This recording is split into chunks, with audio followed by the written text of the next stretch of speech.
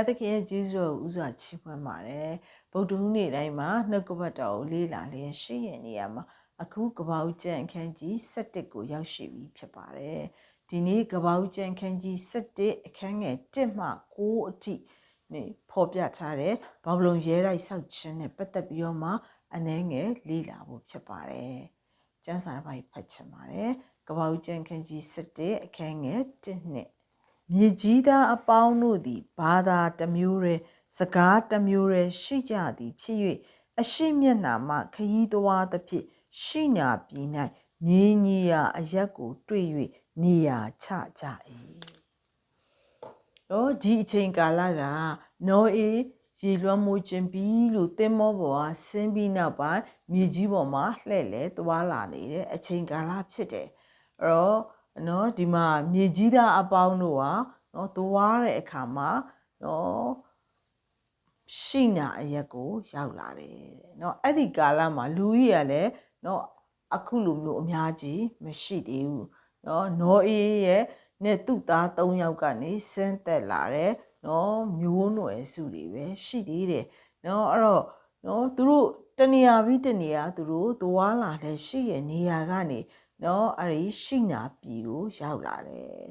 ရှိနာပြည်ဆိုတာကမက်ဆိုပိုတေးမီးယားဒေသဖြစ်တယ်ယူဖရေးတီးစ်နဲ့တိုင်ဂရစ်မြစ်နှစ်ခုကြားက area ဖြစ်တယ်အဲ့တော့အခုရှိနာပြည်ဆိုတာကတော့ယူဖရေးတီးစ်မြစ်ကမ်းနားမှာရှိရဲဆိုတာကိုမြင်တွေ့ရတယ်အဲ့တော့မြစ်နှစ်ခုကြားမှာရှိရဲ့ area ဖြစ်တဲ့အတွက်ကြောင့်မြေဩဇာကောင်းမွန်တယ်ရေလဲရတယ်မြေပြင်ကြီးဖြစ်တဲ့အတွက်ကြောင့်ကောင်းကောင်းမွန်မွန်စိုက်ပျိုးရေးလဲရတယ်သွားရေးလာရေးလဲအဆင်ပြေတယ်သူတို့အတွက်ကမြို့တည်ဖို့အတွက်အရန်ကောင်းတဲ့နေရာဖြစ်တယ်ဒါကြောင့်ကြည့်ရတဲ့အခါမှာစီးပွားရေးလုပ်ငန်းအချက်အခြာလဲလုပ်လို့ရတဲ့အနေအထားမျိုးဖြစ်တဲ့အတွက်ကြောင့်ဒီနေရာမှာပဲအခြေချပြီးတော့မှမြို့တည်ဖို့အတွက်ဆုံးဖြတ်ကြတယ်အဲ့ဒီမှာပဲအခြေချနေထိုင်ကြတယ်ဆိုတဲ့အရာကိုမြင်တွေ့ရတယ်အဲ့တော့ဒီနေ့မြို့တည်ပြီးဆိုလို့ရှိရင်ကတော့နေတဲ့သူတွေရဲ့လူနေမှုဘဝလူမှုရေးအဆင့်အတန်းမှစပြီးတော့မှအဆအစာရဲတိုးတက်ကောင်းမွန်လာတယ်ပြီးရဲ့အခါကျတော့သူတို့ရဲ့ကျန်းမာရေးမှစပြီးတော့မှအရန်ကောင်းတဲ့အခြေအနေကို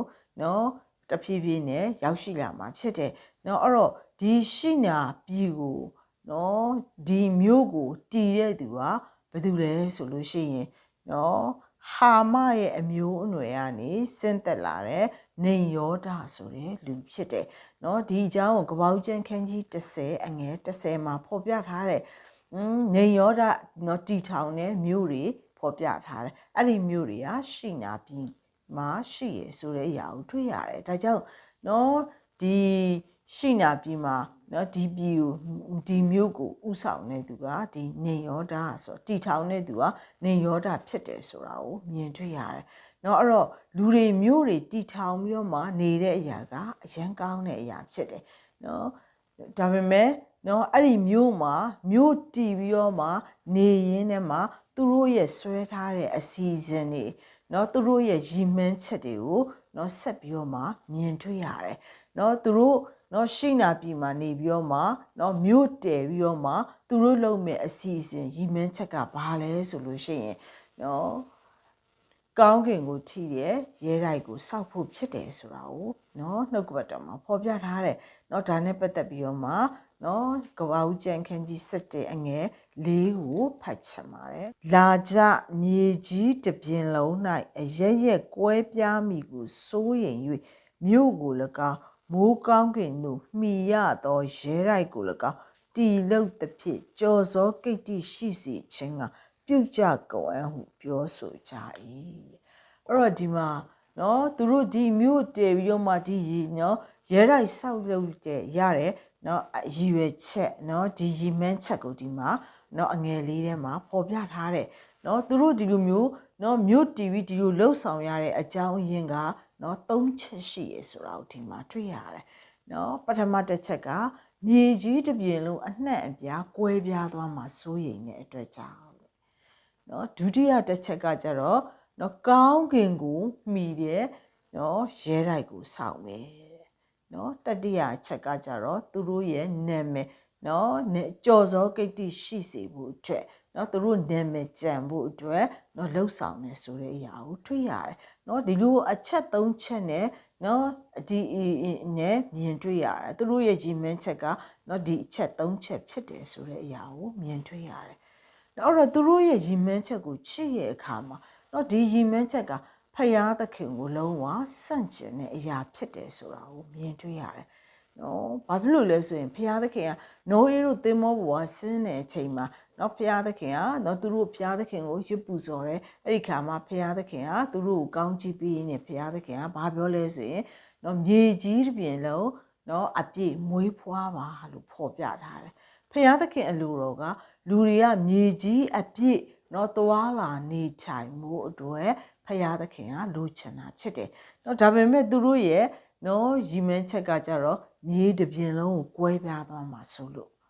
နော်တဏှာထဲမှာစွစွစီးစီးလေးနဲ့သူတို့ကနေခြင်းနဲ့စန္ဒရှိရဆိုတာကိုမြင်တွေ့ရတယ်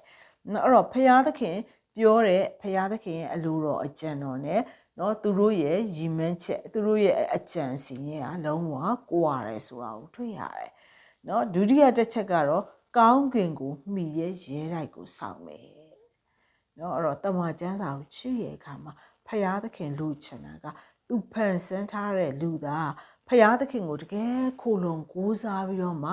နော်ဖယားသခင်နော်ရဲ့ခွန်အားနဲ့သွားဖို့အတွက်ဖယားသခင်ကလူချင်တာဖြစ်တယ်ဒါပေမဲ့ဒီမှာကတော့နော်ကိုယ့်ရဲ့အစွမ်းကိုယ့်ရဲ့ခွန်အားကိုယ့်ရဲ့ကြိုးစားမှုနဲ့ဟိုးကောင်းကင်ထိမှီရဲ့ရဲတိုက်ကိုစောင့်မယ်ဆိုပြီးတော့မှဒီလိုမျိုးသူတို့ကြံစီကြတယ်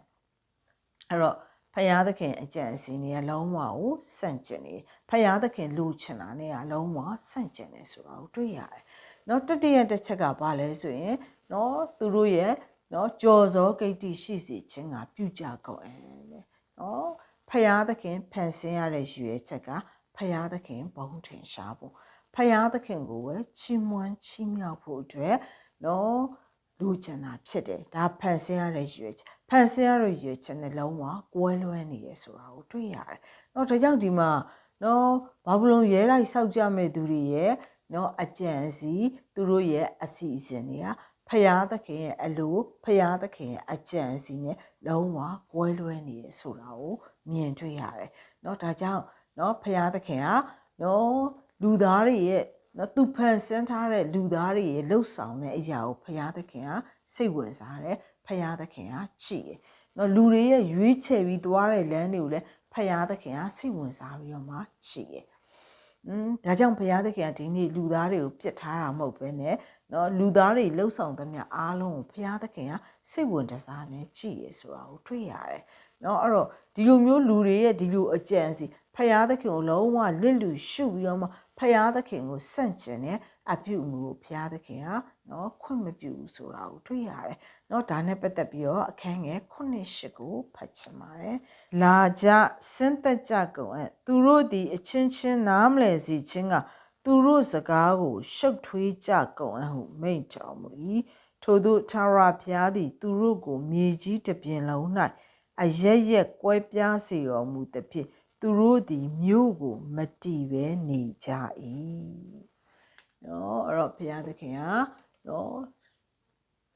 ကဘာပေါ်ဆန်းလာပြီးရဲ့နောက်မှာနော်သူတို့ရဲ့စကားတွေကိုရှုပ်ထွေးစေတယ်နော်ဘာဖြစ်လို့လဲဆိုတော့နော်အေးမိသားစုနဲ့ရှိသမျှအားလုံးဟာနော်စကားတစ်မျိုးတည်းပဲနော်ပြောဆိုကြတယ်စကားတစ်မျိုးတည်းပဲပြောတဲ့ကြောင့်တယောက်နဲ့တယောက်နော်ဆက်သွယ်ရေးနော်ဆက်ဆံရေးအရင်အဆင်ပြေတယ်နော်ထိရောက်တယ်နော်ဒါကြောင့်ဖယားသခင်ကသူတို့ရဲ့စကားကိုရှုပ်ထွေးစေခြင်းအပြင်နော်စကားတွေကွဲပြားစေခြင်းအပြင်တယောက်နဲ့တယောက်ပြောတဲ့စကားနားမလဲတော့ဘူးနော်တယောက်နဲ့တယောက်ဆက်သွယ်ရေးအဆင်မပြေတော့ဘူးနော်အဲ့တော့လုပ်ငန်းကဆက်လုပ်လို့မရတော့ဘူးနော်အဲ့တော့နော်ဒီမှာမြို့မတည့်ပဲနဲ့ဒီနော်လှုပ်ဆောင်နေတဲ့အရာတွေအားလုံးရက်တက်ပြီးတော့မှအားလုံးကအသီးသီးကွဲပြားပြီးတော့မှသွားကြတယ်ဆိုတဲ့အရာကိုဒီမှာမြင်တွေ့ရတယ်နော်ဒါကြောင့်ဒီနေ့နော်ကြည့်ရတဲ့အခါမှာနော်ဖယားသခင်ကဒီနေ့နော်ကျမတို့ရဲ့အသက်တာအသီးသီးမှာသူ့ရဲ့အလိုတော်နဲ့လွယ်နေပြီဆိုလို့ရှိရင်တော့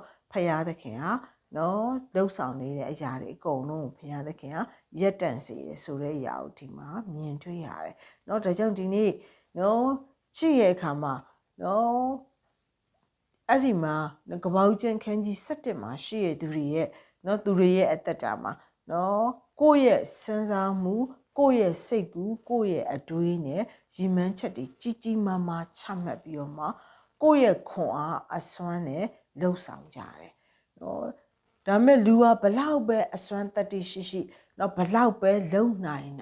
နော်သူတို့ရဲ့ကြီးမင်းချက်ကဖယားသခင်ရဲ့အလိုတော်နဲ့မညီဘူးဆိုရင်ဒါတွေကမပြီးမြောက်ဘူးအားလုံးကရက်တန့်သွားတယ်ဆိုတာကိုမြင်တွေ့ရတယ်နော်ဒါကြောင့်ဒီနေ့နော်ဘာဘလုံရဲတိုက်ဆောက်တဲ့သူတွေကနော်ကိုယ့်ရဲ့ခွန်အားကိုယ့်ရဲ့အစွမ်းကိုယ့်ရဲ့နော်ရီမန်းချက်တွေနဲ့နော်လှုပ်ဆောင်ပြီးသွားတယ်ဆိုရင်ဒါကရဲတိုက်ဆောက်ခြင်းပဲဖြစ်တယ်နော်အဲ့ဒီကာလမှာရှိရသူတွေက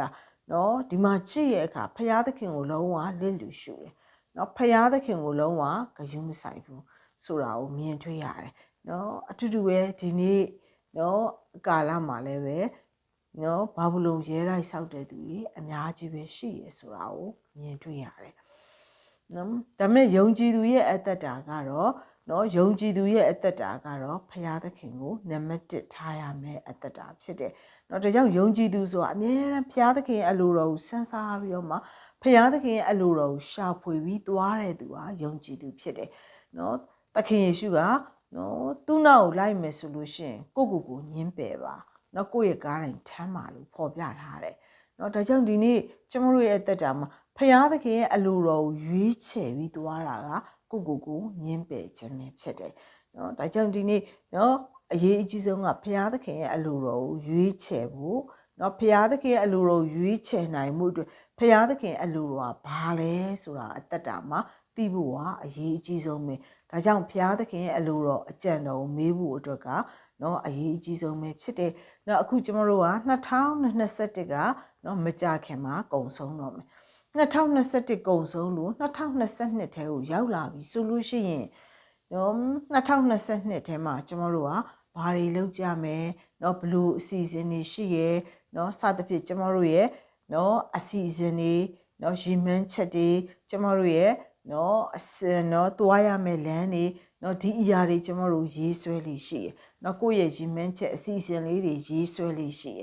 နော်အဲ့ဒီအခါမှာကျမတို့အများကြီးသတိပြုဖို့ရေးကြီးရနော်ဒီကပ္ပဦးကျမ်းခန်းကြီး7မှာဘာဘလုံရဲတိုက်ဆောက်တဲ့သူတွေကသူတို့ရဲ့အကြံစီသူတို့ရဲ့စဉ်းစားမှုသူတို့ရဲ့အတွေးအဖယားသခင်ကိုလစ်လူရှုပြီးတော့မှဖယားသခင်ကိုစန့်ကျင်တဲ့နော်အစီအစဉ်ကြီးဖြစ်တယ်ဆိုတာကိုတွေ့ရတယ်အဲ့တော့ဒီနေ့ကျမတို့လည်းပဲနော်ကျမတို့ရဲ့နော်သွားရမယ်လန်ခီအသက်တာအစီအစဉ်ကြီးရေးဆွဲတဲ့အခါမှာဖယားသခင်အလိုတော်ကဘာအလိုတော်ရှိတယ်လဲဒီအရာကိုအရင်ဆုံးရှာဖွေဖို့အရေးကြီးရဲ့နော်ကျမ်းစာတစ်ပိုက်ဖတ်ချင်ပါတယ်ဆလန်ကျမ်းခန်းကြီး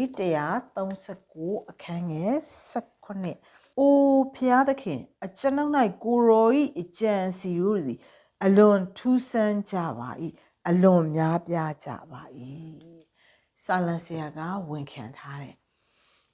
ဖျားသခင်ရဲ့အကြံစီဟာသူ့ရဲ့အသက်တာမှာအလွန်ထူးဆန်းတဲ့အလွန်များပြားတယ်လို့ဖော်ပြထားတယ်ဆာလန်ဆရာလိုမျိုးပဲဒီနေ့ကျမတို့တယောက်ချင်းစီရဲ့အသက်တာမှာနော်သခင်ယေရှုယုံကြည်တဲ့သူရောက်တိုင်းရဲ့အသက်တာမှာဖယားသခင်ရဲ့အကြံစီရှိတယ်။နော်ဒီနေ့ကျမတို့ရဲ့အသက်တာမှာနော်ကျမတို့သွားရမယ်လန်ခီကျမတို့လုပ်ရမယ်ကျမတို့ရဲ့ mission ဒီအရာတွေကဖယားသခင်ကနော်ကျမတို့ကိုထည့်ပေးပြီးသားနော်လောကကိုလာကြတဲ့ကိုကကျမတို့အတွက်ထားတယ်ဖယားသခင်နော်ကျမတို့အတွက်ထားတဲ့ mission ကိုထည့်ပြီးသားနော်ဒီအတိုင်းလောကကြီးမှာကျမတို့သွားရမှာဖြစ်တယ်နော်ဒါကြောင့်ဒီနေ့နော်ကျမတို့ရဲ့အစီအစဉ်တွေနော်ကျမတို့ရဲ့ရည်မှန်းချက်တွေနော်ကျမတို့ရဲ့ပန်းတိုင်တွေဒါတွေကျမတို့ရေးဆွဲတယ်ချက်မှတ်တဲ့အခါမှာဖယားသခင်ရဲ့အလိုတော်နဲ့ညီသလားဖယားသခင်တကယ်အလိုရှိသလားနော်ဒါမှမဟုတ်ကိုယ့်ရဲ့စဉ်းစားမှုနဲ့ကိုယ့်ရဲ့နော်တွေးတောမှုအတိုင်းပဲကိုကရေးဆွဲပြီးတော့မှကြံစည်နေသလားနော်ဒီအရာသိသိချာချာစစ်ဆေးဖို့အရေးကြီးရဲ့နော်တမန်တော်ကြီးရှင်ယာကုတ်ကနော်ဘာပြောရလဲဆိုလို့ရှိရင်နော်ဒီနေ့ကျမတို့ကအသက်တာဟာလောကကြီးမှာခဏပဲအခိုးအငွေပဲမနှက်ဖြန်သေးမလားတပတ်ခါသေးမလားဘာမှမပြောနိုင်ဘူးနော်ဒါကြောင့်ဒီနေ့ကျမတို့ရဲ့အသက်တာမှာ နော်တမန်တော်ကြီးရှင်ယာကုပ်ကအကြံပြုထားတယ်လို့မျိုးပဲနော်သူကြံပြုထားတဲ့အရာလေးကိုဖတ်ပြချင်ပါတယ်နော်ရှင်ယာကုပ်ဩဝါဒစာအခန်းကြီး4အခန်းငယ်15သာရဘုရားသည်အလိုတော်ရှိ၍ငါတို့သည်လည်းအသက်ရှင်လျင်ဤသို့ပြုကြကုန်ထိုသို့ပြုကြကုန်ဟုသင်တို့ဆိုသင့်ရာဖြစ်၏အဲ့တော့ကျမကတော့ဒါကိုဒီတိုင်းလုပ်မယ်နော်ဒါကိုဒီပုံစံနဲ့သွားမယ်နော်ဒီလိုမျိုးထက်စာရင်နော်ရှင်ယာကုပ်ကဖယားသခင်အလိုတော်ရှိရင်ကိုယ်တိုင်လည်းအသက်ရှိသေးတယ်ဆိုရင်အသက်ရှင်သေးတယ်ဆိုရင်ဒီလိုမျိုးတော့လုပ်သင့်ပါတယ်နော်ဒီလိုပြောရင်ပိုကောင်းပါတယ်လို့တမန်တော်ကြီးရှင်ယာကုပ်ကဒီမှာအကြံပေးထားတယ်နော်ဒါကြောင့်ဒီနေ့နော်ကျမတို့ရဲ့အသက်တာမှာနော်အရေးအကြီးဆုံးကတော့2022ထဲကိုဝင်လာတဲ့အခါမှာ2022တစ်နှစ်တာပတ်လုံးကျမတို့နော်သွားလာမဲ့အရာလောက်ကိုင်းမဲ့အရာကြံစီရဲ့အရာနော်ကျမတို့စဉ်းစားတွေးတောတဲ့အရာတစ်ခုချင်းစီတိုင်းကဖယားသခင်ရဲ့အလိုတော်နဲ့အညီဖြစ်ဖို့အတွက်အသေးချာနော်စဉ်းစားစုတောင်းပြီးတော့မှနော်ဖယားသခင်ကိုမင်းမြန်းပြီးတော့မှနော်လှုပ်ဆောင်သွားလာဖို့လိုတယ်ဆိုတာကိုနှုတ်ကပတ်တော်အဖြစ်ဖော်ပြချင်တယ်နော်ဒါမှမဟုတ်ဘဲနဲ့နော်ကိုယ့်ဘာသာကိုရည်မှန်းချက်ကြီးကြီးမားမားထားပြီးတော့မှကိုယ့်ရဲ့ခွန်အားအစွမ်းနဲ့သွားမယ်ဖယားသခင်ကူညီပေးပါဆိုရင်ကတော့နော်ဒါကဘာဘလုံရဲတိုင်းစောက်ချင်းနဲ့အတူတူပဲဖြစ်တယ်ဆိုတာကိုဖော်ပြချင်ပါတယ်ဒါကြောင့်ဒီနေ့ကျမတို့ရဲ့စိတ်ကူးစဉ်းစားတဲ့အရာတွေးတောတဲ့အရာဟာဖယားသခင်အလိုတော်နဲ့တထက်ထဲကြဖို့အတွက်ဆုတောင်းဖို့အရေးကြီးဆုံးဖြစ်တယ်။เนาะကျမတို့ရဲ့အကြံအစီကဖယားသခင်နဲ့เนาะတထက်ထဲဖယားသခင်ရဲ့အကြံအစီနဲ့တထက်ထဲဖြစ်တယ်ဆိုလို့ရှိရင်เนาะလင်းလင်းမြန်မြန်နဲ့အောင်မြင်ပြီးတော့မှအရာရာမှာအဆင်ပြေသွားမှာဖြစ်တယ်ဆိုတာကိုနှုတ်ကပတ်တော်အဖြစ်ဖော်ပြချင်ပါတယ်။ရောက်တိုင်းမို့ဖယားသခင်ကျေးဇူးတော်ကြွယ်ဝပါစေ။ရှလော